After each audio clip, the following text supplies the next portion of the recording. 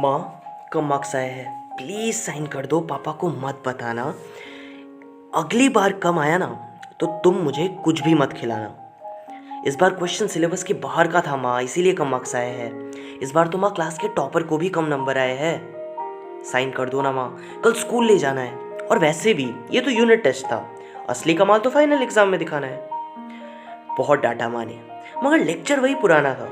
मेहनत करो, पढ़ाई करो, इन सब के अलावा तो जैसे माँ को कुछ बोलना ही नहीं आता था। बहुत प्यारी थी मेरी माँ, पर उसकी फिक्र अच्छी नहीं लगती थी। कहाँ जा रहे हो, कब तक लौटोगे, कौन कौन है, उफ, इतने सवाल, इतना क्यों डरती थी। हाँ, मैं लापरवाह हूँ, चीजें इधर उधर रखकर भूल जाता हूँ, मगर गूगल से तेज तो माँ उन्हें ढूंढ लेती थी। गहरी नींद में अलार्म सुनाई नहीं देता तो क्या हुआ, रोज 6 बजे तो वो खुद अलार्म बन जाती थी। हाथों में कुछ जादू था। जब सब्जी पसंद की पकती थी, पसंद की ना हो तो उन्हीं जादुई हाथों से खिला देती थी। तस्वीरें लेने का शौक था उसे, हर अच्छे पल को अपने कैमरे में कैद कर लेती थी। बेस्ट नर्स का अवार्ड तो उसे ही मिलना चाहिए। बुखार कितने भी बजे क्यों ना आए, वो तैयार रहती थी। उसे केक अच्छा नहीं लगता, ऐसा मैं सोचा करता था। बाद में पता चला वो केक के टुकड़े मेरे लिए छोड़ देती थी। बहुत प्यारी थी मेरी माँ, हमेशा पास रखना चाहती थी। फिर बड़े हो गए हम, इतनी जिम्मेदारियां संभाली नहीं जाती। माँ के लिए वक्त कहा, बड़े होने पर तो सब कुछ पैसा था। घर से 1000 किलोमीटर दूर था, क्या करता, नौकरी ही कुछ वैसा था। घर तो जाना चाहता था मगर काम ने जकड़ कर रखा था। माँ का कॉल आ रहा था, उठाना तो चाहता था मगर बॉस को होल्ड पे रखा था।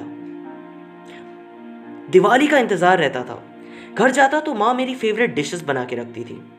वो 10 दिन की छुट्टियों की यादें वो अपने कैमरे में समेट कर रखती थी। बहुत प्यारी थी मेरी माँ, बस हम ही बिजी रहा करते थे। परिवार को भूलकर तो हम ही पैसों के पीछे दौड़ा करते थे। वक्त बढ़ा, काम बढ़ते गए, पता ही नहीं चला इतने साल कैसे बीत गए। अपने घर से दूर रहना तो अच्छा नहीं लगता, मगर अब आदत हो गया है।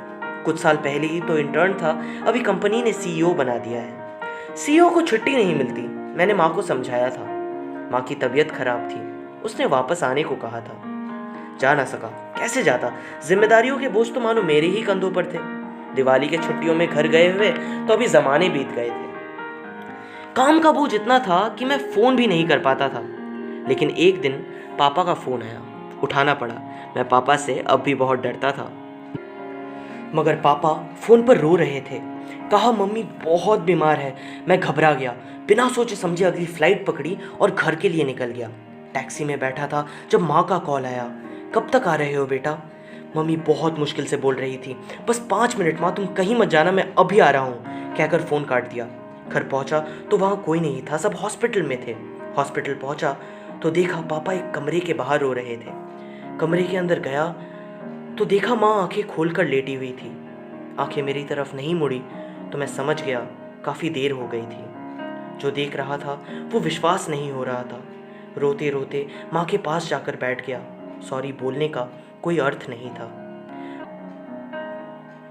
मगर उस कमरे के दीवारों पर मेरी हजारों तस्वीरें लगी हुई थी। वो तस्वीरें जो माँ अपने कैमरे से खींचा करती थी। मेरी प्यारी माँ मेरी तस्वीरें देखते देखते ही अपनी आंखें खोलकर हमेशा के लिए सो गई थी।